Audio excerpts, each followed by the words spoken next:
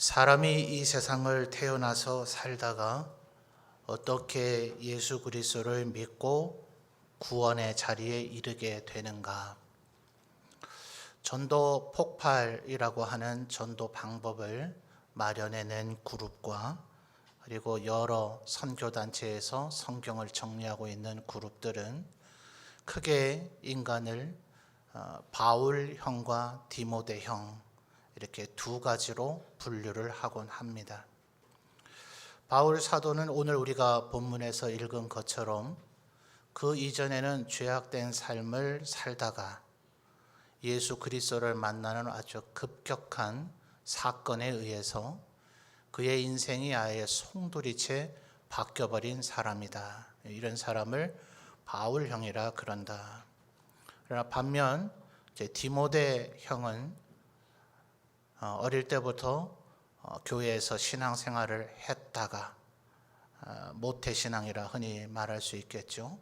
그러다가 자기도 모르는 사이에 그 어떤 언젠가 예수님을 영접하고 회심하게 되는 사람을 말한다. 디모데다. 디모데 형이다. 보통 이렇게 분류를 합니다. 그런데 사실은 이 분류는 이런 바울 사도의 다메섹 도상과 같은 아주 획기적인 사건이 있었냐 없었냐, 사실은 이것에 대한 차이이고 분류이지 그 세세하게 갖다 붙이는 그 얘기는 조금 적절하지 않은 부분들도 많이 있어요. 바울 사도가 다메섹 도상에서 예수님 만나기 전까지를 완전히 하나님 모르는 사람이냐? 그렇지 않아요. 그가 바울 서신에서 하도 다른 이들이 자랑질을 해대니 자기도 조금 얘기를 하는 것을 보면 이 하나님의 율법에 대한 열심과 알미 얼마나 탁월했는지 모릅니다. 말하자면 우리나라의 서울대 총장을 역임해서 교육부 장관이 될 그런 인재로 여겨지던 사람이 바울 사도입니다. 하나님의 말씀에 대해서 몰랐겠냐고요? 그렇지 않죠. 다만 예수 그리스도께서 하나님의 아들이시고 우리의 구주가 되심을 몰라서 예수를 따르는 예수의 제자들을 나사렛 이단이라 여겨서 스데반을 죽게 만들고 지금 이 다메섹까지도 수많은 그리스도인들을 결박해 가려고 온 것, 그게 문제이지 그 이전에 바울의 삶은 아주 불안당이나 불신자였다 이렇게 말하는 건 조금 어폐가 있어요. 반대로 디모데 같은 경우 성경의 표현에 바울 사도가 말하기를 네 외할머니 로이스와 그리고 어머니 유니게로부터 네가 어려서부터 성경을 배웠다. 이런 것 때문에 마치 디모데는 태어날 때부터 예수님을 알았던 것처럼 얘기를 하는데, 사실 바울 사도가 디모데를 만난 것은 2차 선교 여행 도중이죠. 이때는 아직 데살로니가에 도착도 안 했을 때예요. 그러니까 바울 사도가 썼던 13권의 서신들 중에 제일 첫 번째 저수를 데살로니가 전후서로 보거든요.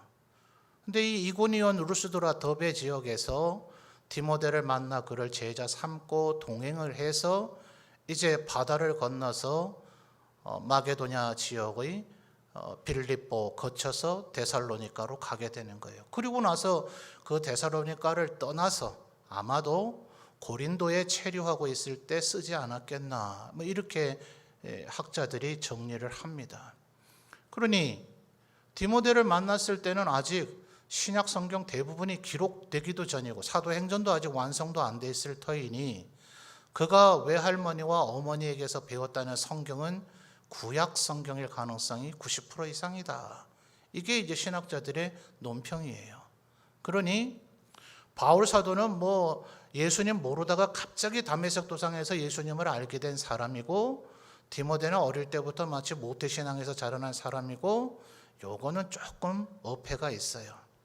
다만 그들의 그 분류법에서 우리가 동의하고 따를 수 있는 것은 바울 사도에게는 다메섹 도상이라고 하는 아주 획기적인 사건, 영원히 잊어버리지 못할 그런 사건이 있었는가 하면 디모데에게는 그런 사건은 없었다는 거예요. 그러면 디모데는 구원 안 받은 것인가? 그거는 사실 몰라요. 그거는 우리가 그 날짜는 모르지만 디모데가 예수의 제자인 것은 분명하죠. 사실 대부분은 뭐 어릴 때부터 모태 신앙이든 아니든 디모데 유형과 비슷해요. 여러분 생일 기억하세요? 여러분 생일요, 생일. 생일 기억하십니까? 기억 안 하면 고개라도 끄덕끄덕 거려보세요. 예. 그래야 생일 선물도 받고 생일 상도 받아 먹을 거 아니에요, 그죠? 어떤 이단이 이렇게 얘기합니다.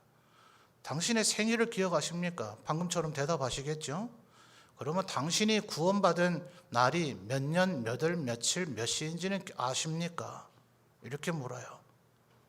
아니 육신의 생일, 그때 당신 어머니가 당신을 낳았을 때 당신이 봤어? 이렇게 묻습니다.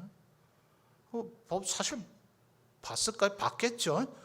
봤지만 봤다는 인지를 못하고 있겠죠. 근데 그때도 못 인지하고 있었으나 후에 들어서라도 내가 몇 년, 몇 월, 며칠, 몇 시에 태어났다는 건 알면서, 육신의 생일은 알면서 왜 영적으로 구원받은 날이 언제인지는 모르느냐. 지금 진지하게 들으시면 안 돼요. 이게 이단의 주장이라고요. 대부분의 그리스도인들은 우리가 몇 월, 며칠, 몇 시에 구원받았는지는 모를 가능성이 훨씬 더 많아요. 바울과 같은 유형은 극히 일부에 지나지 않습니다.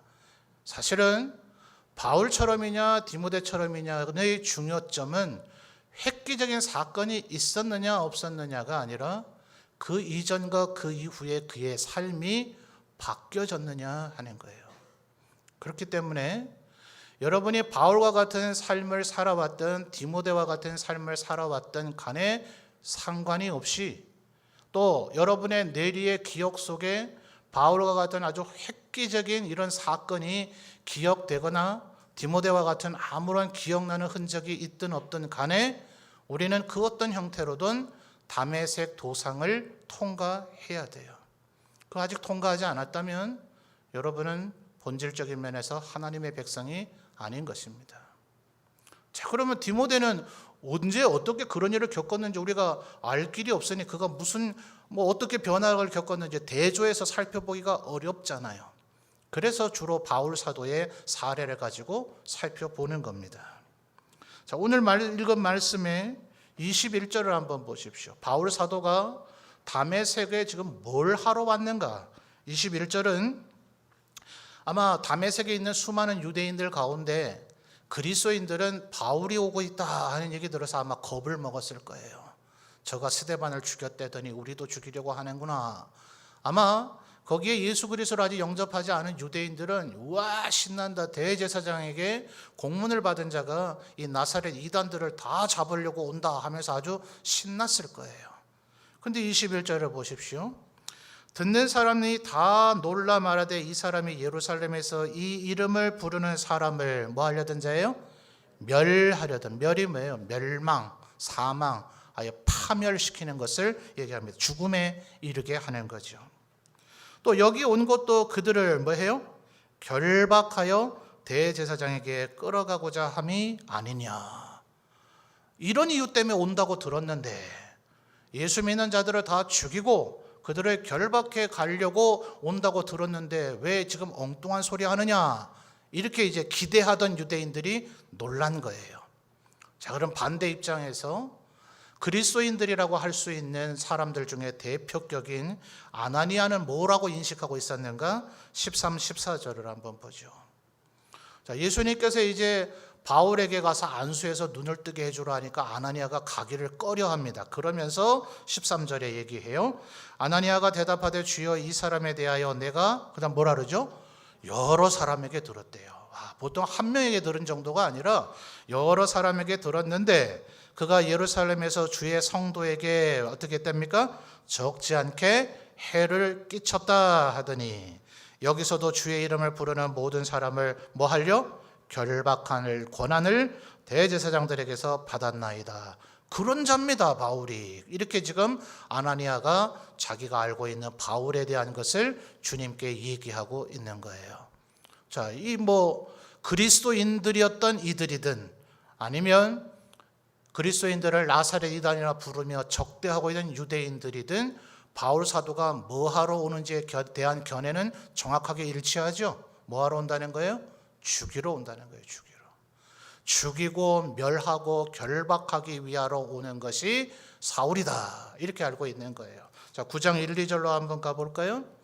이곳은 방금 전에 읽었던 21절과 13, 14절은 다메섹에 있었던 유대인들의 생각이고 견해인데 9장 1, 2절은 누가가 기록한 것이기는 하나 실제로 사울이 무엇을 위해서 다메섹을 갔는지에 대한 사실 기록입니다. 9장 1절을 볼까요? 사울이 주의 제자들에 대하여 여전히 그다음 뭐라 얘기합니까? 위협과 그다음 뭐죠? 살기가 등등했대요. 살기가 뭐예요? 죽이려고 하는 의지가 가득 찼대요. 이게 좀 정당한 평가입니다. 또 2절 말씀을 보시면 다메섹 여러 회당에 가져갈 공문을 청하니 이는 만일 그 도를 따르는 사람을 만나면 남녀를 막론하고 뭐합니까? 결박하여 예루살렘으로 잡아오려 함이라. 정확하죠? 누가에 의한 사실 기록이나 아나니아로 대표되는 다메섹에 있는 그리스도인들의 생각이나 바울 사도가 빨리 와서 이 나사렛 이단을 싹 다 청소 좀 해주면 좋겠다고 여겼던 유대인들의 생각이나 정확하게 일치하기를 사울, 이 바울 사도가 지금 다메섹에 뭐 하러 와요? 죽이고 멸하러 오더라 하는 거예요. 그런데 다메섹에서 예수 그리스도를 만난 이 바울 혹은 사울이 어떻게 변화가 되어졌는가? 자, 17절부터를 보시면 오늘 18절부터 읽었습니다만 17절에 아나니아가 떠나 그 집에 들어가서 그에게 안수하여 이르되 형제 사울아 주 곧 내가 오는 길에서 나타나셨던 예수께서 나를 보내어 너로 다시 보게 하시고 그다음 뭐라 그럽니까? 성령으로 충만하게 하신다 하니 18절의 첫 단어가 뭐예요? 즉시요, 즉시. 아나니아를 통해서 이렇게 성령 충만하게 하신다라고 기도하는 선포적 기도를 해주자마자 죽이기 위해서 왔던 사울이 즉시 변화가 되어져서 물론 18절에서부터 20절 사이에 19절 하반절에 며칠 있었다라는 시간의 흐름을 얘기해 주고 있기는 합니다만 20절의 첫 단어도 뭡니까? 즉시로. 자, 즉시로 20절에서 이제 바울 사도가 무엇을 얘기하는가 볼까요? 즉시로 각 회당에서 뭐라 얘기합니까? 예수가 하나님의 아들이시다. 22절에 또 다른 얘기를 합니다. 사울은 힘을 더 얻어 예수를 뭐라고요? 그리스도라 증언하더라. 여러분, 예수님이 하나님의 아들이심이 맞습니까? 예수께서 그리스도이심이 맞습니까? 이것을 믿고 아는 자는 생명을 얻게 되어질 줄 믿습니다. 예수님이 하신 말씀으로 한번 확인해 볼까요? 요한복음 5장 24절로 거슬러 가서 찾아보겠습니다.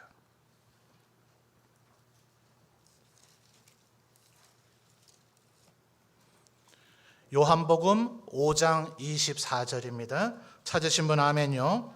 자, 여러분이 한번 읽어 주십시오. 시작.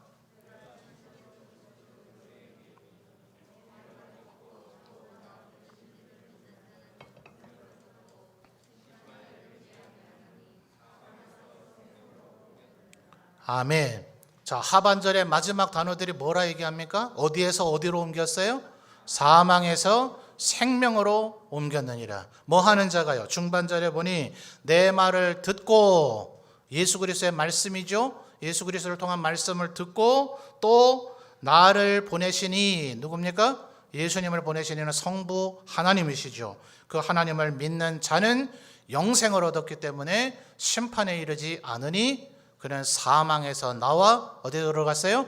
생명으로 들어갔다. 그게 지금 바울 사도의 다메섹 도상에서 그대로 증명이 되고 있는 거죠.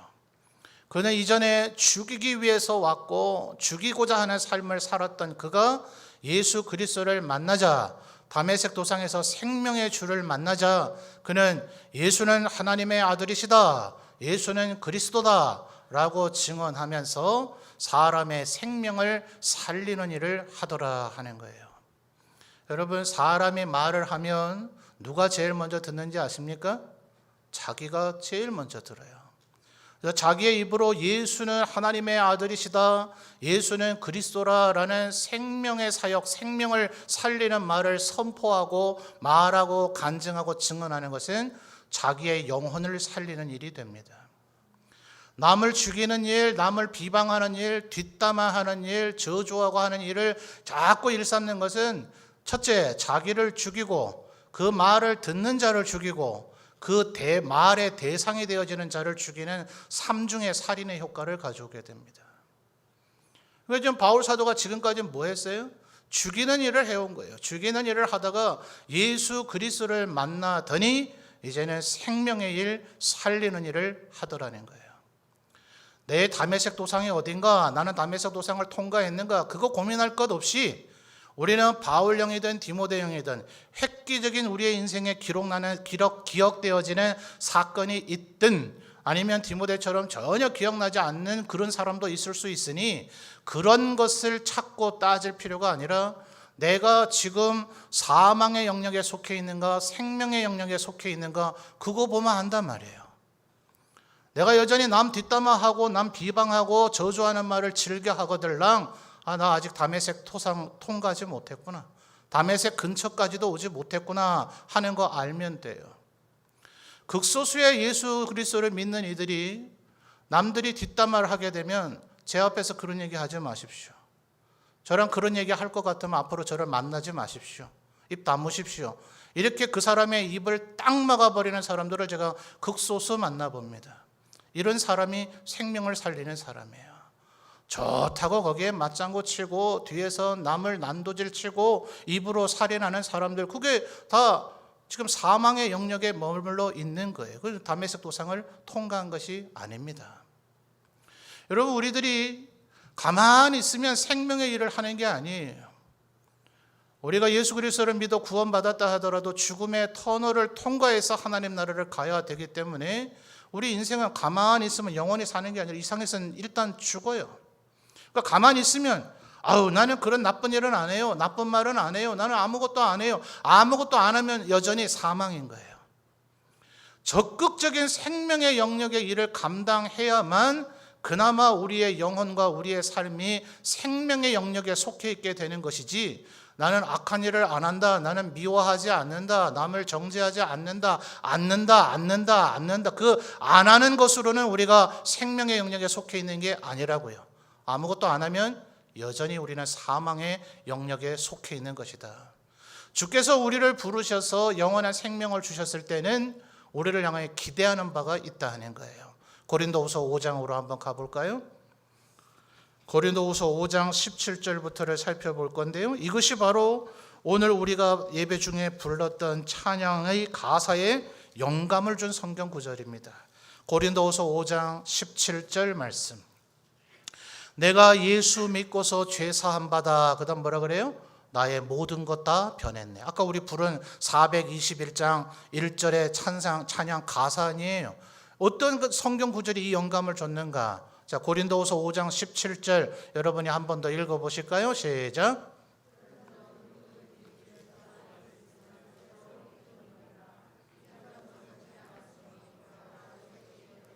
아멘. 자, 17절의 중반절을 보니 우리가 무엇이 된다고요? 새로운 피조물이 된다. 어떻게 하면요? 그 앞에 조건이 있죠. 조건이. 그런즉 누구든지 어디요? 그리스도 안에 있으면, 이게 조건이에요. 조건. 교회 다니면 아니라고요. 예배 드리면 이 정도 아니라고요. 직분 받으면 그 정도 아니라고요. 오직 조건은 단 하나, 뭐예요? 그리스도 안에 있으면. 왜 이렇게 바울 사도는 이것을 강조하는가? 자, 18, 19, 20절을 제가 읽어드릴게요. 18절의 하반절의 말씀을 보면 모든 것이 하나님께로서 났으니 그가 그리스도로 말미암아 우리를 자기와 화목하게 하시고 또 우리에게 뭘 주셨어요? 화목하게 하는 직분을 주셨단 말이에요. 그러니까 주님이 우리를 부르셔서 하나님의 백성 삼으신 것은 오직 이게 목적인 거예요. 이게 목적. 그러니까 지금 에베소서 말씀을 3일 밤 저녁 예배 때 에베소서 2장에서 가장 핵심되는 주제가 뭐였습니까? 예수 그리스도의 십자가는 원수된 것을 허물어뜨리는 뭐예요? 화평이라. 유대인과 이방인 사이에 막힌 담을 그 원수된 것을 허물어뜨리는 화평이라. 근데 인간이 화평하자고 한다고 되냐고요? 회의하면 돼요? 결의하면 됩니까? 서약서를 쓰면 되나요? 남편과 아내가 결혼해서 결혼의 서약을 하니까 늘 화평하며 삽니까? 북한과 남한이 화평이 돼요? 미국과 북한이 화평이 됩니까? 미국과 중국이 화평이 되겠어요? 안 돼요. 인간, 이 죄악된 썩어질 존재인 인간은 절대적으로 화평할 수 있는 존재가 못 돼요. 에베소서 2장을 보니 우리 죄악되었었던 본질상 진노의 자녀였던 인간들 각자가 하나님 앞에 화목하게 될 때, 그때 그 화목하게 하심이 우리로 서로 간의 화평을 이루게 하는 거예요. 그렇기 때문에 18절 좀 하반절에 우리의 직분을 바울 사도는 뭐라 설명했다고요? 화목하게 하는 직분. 그러니까 직분자들을 보세요. 이분이 지금 말하고 행동하고 주장하는 것이 생명을 살리는 지금 일을 하고 있는 건가? 죽이는 일을 하고 있는 건가?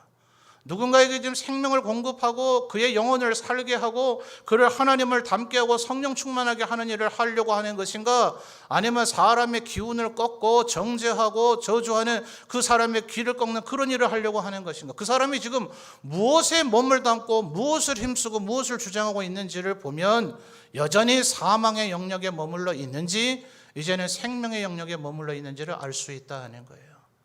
바울의 형이든 디모데의 형이든 우리 모두 다 이 다메섹 도상을 통과하여서 반드시 생명의 영역에 머물러 있는 우리가 되어야 할 줄 믿습니다.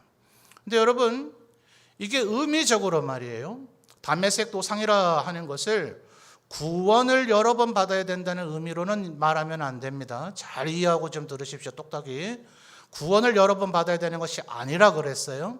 그러나 우리가 점점 그리스도의 성품을 닮아간다는 측면에서는 다메섹 도상을 계속해서 좀 통과해야 될 것 같아요. 바울 사도가 요날 다메섹 도상에서 3일 동안 앞을 보지 못하고 마치 예수님께서 십자가에 달려 죽으셨다가 3일 만에 부활한 것처럼 3일 동안 앞도 보지 못하고 먹지도 마시지도 못하다가 다시금 성령 충만하게 되어서 앞을 보게 되어졌을 때 그가 완벽하게 성화된 인간이 되었는가? 아니더라는 거예요. 사도행전의 기록을 보고 바울서신의 기록을 보니 그 뒤에도 여전히 바울 사도에게 조금 아쉬운 부분들이 많이 있는데 날이 가면 갈수록 점점 더 생명력이 충만한 거룩한 사람으로 변화되어져 가더라 하는 거예요. 무엇이 그것을 가능하게 하는가? 19절 하반절, 고린도서 5장 19절 하반절을 보니 그렇게 할 수 있도록 하나님께서 우리에게 무기를 지급해 주세요. 19절, 곧 하나님께서 그리스도 안에 계시사 세상을 자기와 화목하게 하시며 그들의 죄를 그들에게 돌리지 아니하시고, 그 다음 뭐가 나옵니까? 화목하게 하는 말씀이라는 거예요. 그러니까 이 화목하게 하는 직분을 가져야 된다, 내가 화목하게 하는 직분을 하나님께서 주신 것이다 라는 것을 알고 깨달은 사람은 말씀을 읽으면 그게 화목하게 하는 말씀으로 보여져요. 거기에서 정죄할 거리를 찾아내는 게 아니라 할 수 있는 대로 모두와 화평하라, 너희 관용을 모든 사람에게 알게 하라, 그런 말씀들이 보여진단 말이에요. 여러분, 그냥 열심을 다해서 이 세상을 살고 그냥 건강하게 직장 생활하고 돈 잘 벌면 하나님 앞에 영광 돌리는 줄 아는데 천만의 말씀이에요. 그건 수단이에요, 수단. 돈을 잘 벌고 난 다음에 그 다음에 뭐 할 거냔 말이에요. 예수님께서 하셨던 비유 가운데 가장 어려웠던 비유 중에 하나가 난이도가 높은 것이 불의한 청직이죠. 불의한 청직이. 현대 우리 자본주의 사회 체제 아래서 그걸 보면은 이거 뭐 이상한 말씀이에요. 불의한 청지기가 주인에게 네가 참 불의하다 하는 얘기가 들려서 이제 몇 달 뒤에 해고할 테니까 정리해라 하니 이자가 주인에게 빚을 진 모든 사람들에게 그 빚 증서를 하여 고쳐가지고요, 밀도 덜어주고 기름도 덜어주고, 왜? 그렇게 덜어주면 내가 해고당해서 실직자가 됐을 때 저들이 탕감당한 금액만큼 나를 도와주겠거니. 그런데 예수님께서 비유 가운데 말씀하시기를 주인이 그 불의한 청지기를 칭찬하더라는 거예요. 이상하잖아요. 이 말을 오해한 많은 기독교인들이 지금 그러고 사는 것 같아요. 이 세상 사람보다 더하면 더하지 못하지 않을 정도로 불의한 일들을 얼마나 능숙하게 잘해내는지, 문서를 위조하고 거짓을 하고 말이죠, 사람들을 속이는 일들을 밥 먹듯이 하는 그리스도인이 아니겠죠. 그런 이들이 있는 현실을 좀 우리가 목도하고 있어요. 말씀에 대한 그릇되고 엉터리 이해 때문에 그래요. 주님이 불의한 청지기라 말한 이유가 뭔가? 다른 사람들을 돌아보지 않은 거예요. 청지기는 주인의 모든 명령을 집행하잖아요. 모든 재산을 관리하잖아요. 주인에게서 어마어마한 권한을 위임받았잖아요. 그런데 자기밖에 돌보질 못하는 거예요. 모든 인간들은 하나님 앞에 죄 짐이 있죠. 죄의 빚이 있죠. 내가 너를 청지기로 임명을 했다면 네 배 떵떵거리고 네 직장 잘 생활하고 네 돈 벌고 네 가정 평안할 것만 생각할 것이 아니라 아버지 하나님에게 빚이 있어서 죽음의 권세 아래 놓여 있는 저들의 빚을 덜어줄 생각을 해야 될 것 아니냐. 그러므로 주님이 그 비유에서 말하기를 재물은 본질적으로 불의하니 그 불의한 재물을 이용해서라도 사람을 얻어라, 사람을 사귀라. 그게 우리가 돈벌이를 하고 직장 생활을 하고 열심을 다해 살아야 될 이유인 거예요. 잘못 착각을 해가지고 돈이 많은 그 자체가 축복인 줄 아는 이들이 굉장히 많아요. 위험천만한 기도입니다. 하나님 나에게 물질의 복을 주옵소서. 10,000원을 잘못 쓴 사람이 많이 맞아야 되겠어요? 10억을 잘못 쓴 사람이 많이 맞아야 되겠어요? 차라리 제대로 쓸 자신이 없거들랑 그저 10,000원 받고 인생을 끝내는 게 낫지, 10억, 100억, 1,000조, 1조 받았다가 하나님의 뜻대로 사용하지 않으면 그만큼 벌이 크게 될 거예요. 우리가 물질을 나에게 주십시오 할 때는 얼마나 하나님 앞에 영광 돌리며 이것을 쓸 수 있을 것인가, 이것을 사용할 때 얼마나 많은 생명을 살릴 수 있을 것인가, 우리의 삶에. 그래서 바울 사도가 뭐라 그럽니까? 무엇을 먹든지 마시든지 살든지 죽든지 다 하나님의 영광을 위해서 하라.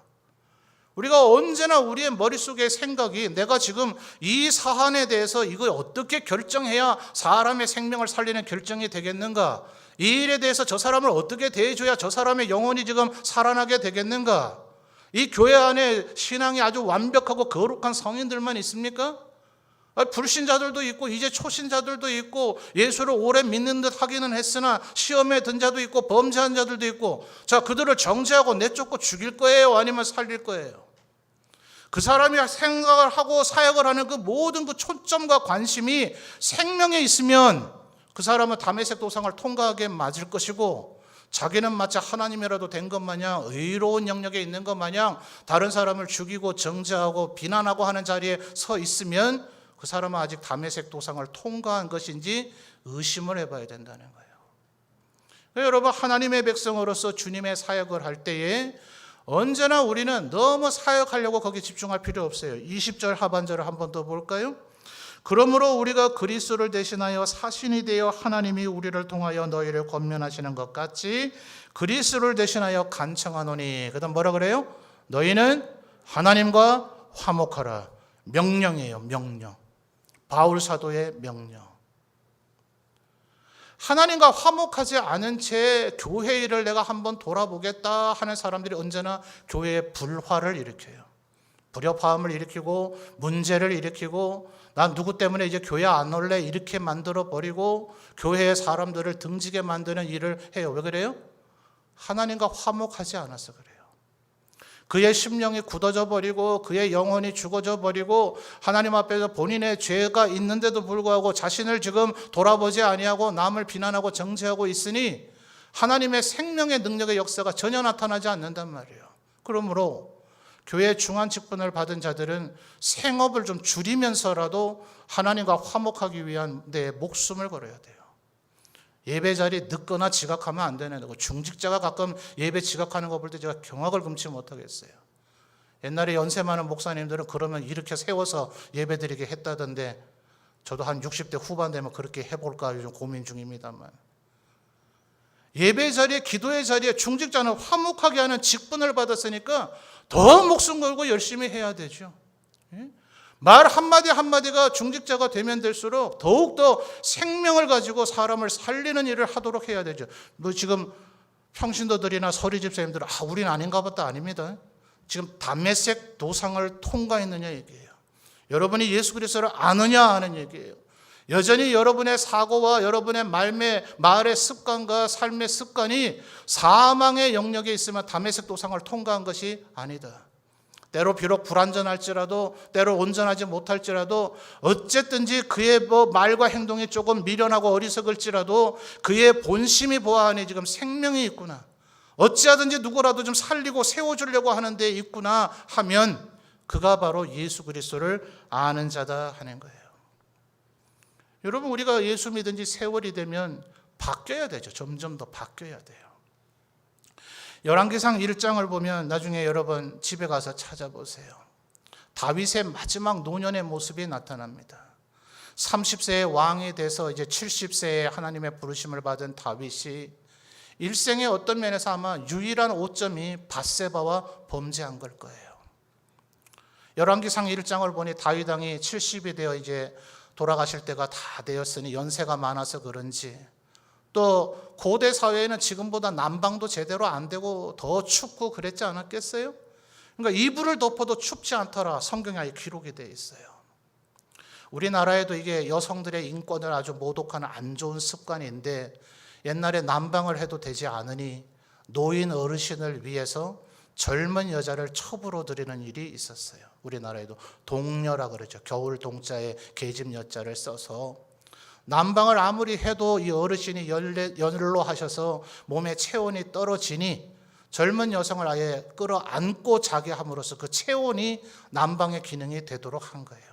참 지금의 현대적 시각으로 보면 말도 안 되는 경악할 풍습이 고대에 있었죠. 이스라엘에도 그게 있었던 거예요.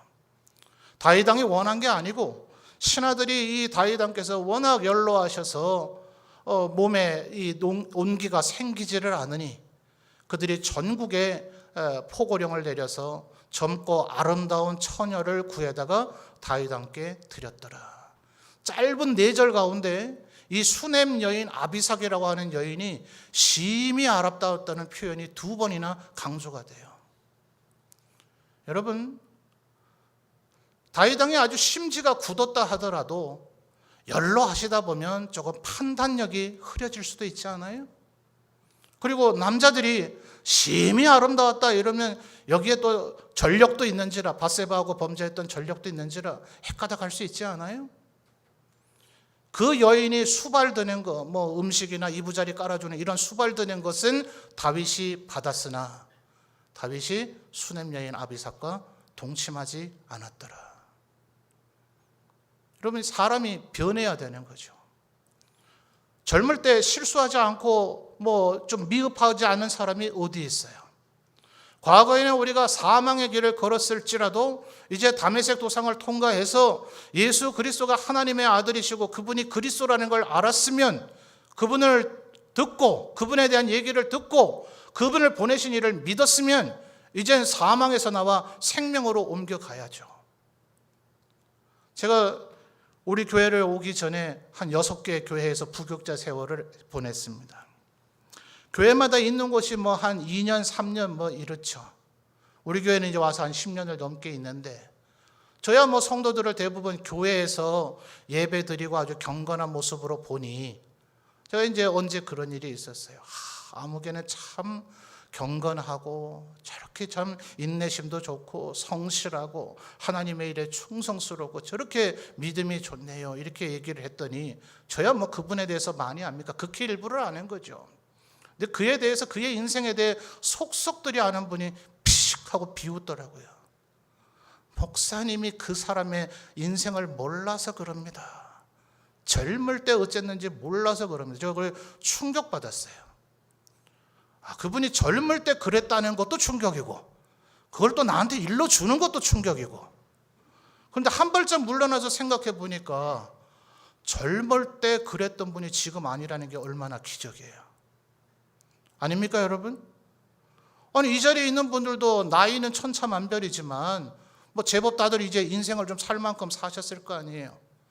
내가 그렇게 확확 잘 바뀝니까? 비록 젊을 때 좀 그랬을지라도 이제 나이 들어서는 누군가에게 정말 경건하시다, 온유하시다, 아유 참 예수 그리스도의 향기가 드러난다, 그리스도의 편지 같다, 이런 평가를 받을 수 있다면 그 사람은 다메섹을 통과하신 분인 줄 믿습니다.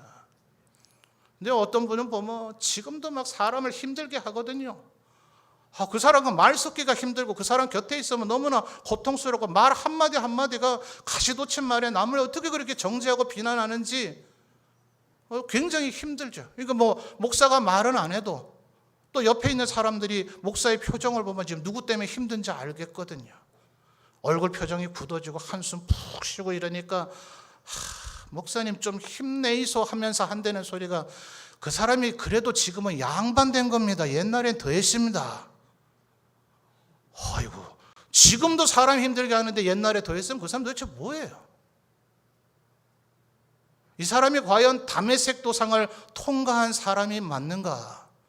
심히 의심스러운 거죠.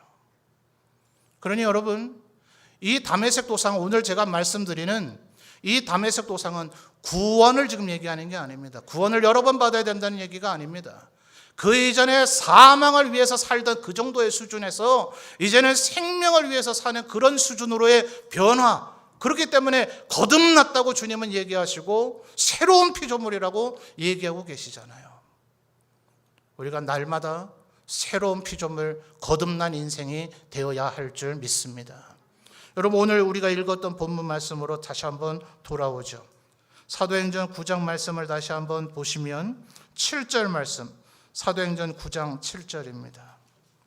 자, 여러분 다시 한번 마지막에 사도행전 9장 7절 여러분이 한번 읽어주세요. 시작.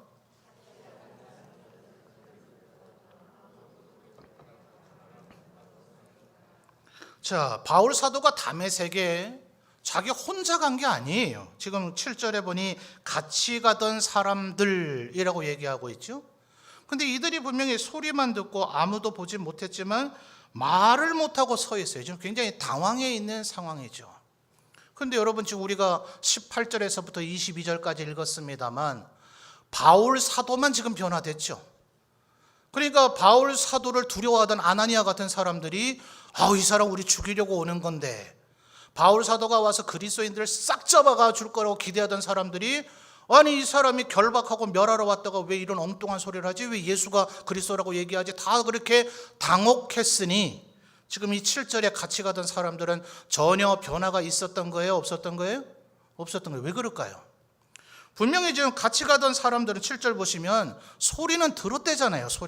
소리만 듣고 보지를 못했으니 소리는 들었다는 얘기 아니에요. 어떤 소리를 들었는가? 4절, 5절, 6절을 한번 보시면 예수님과 바울 사도의 대화죠. 4절에서 뭐라 그래요? 예수님께서 사울아 사울아 네가 어찌하여 나를 박해하느냐. 이제 사울이 예수님에게 주여 누구시니까 하니 5절 하반절에 예수님 뭐라 그래요? 나는 내가 박해하는 예수라.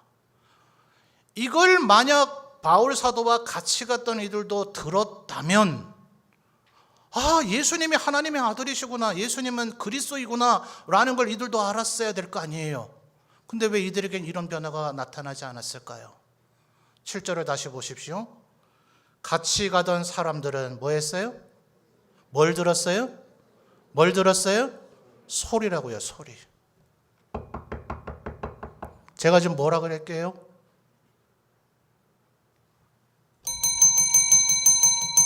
제가 지금 뭐라 그랬게요?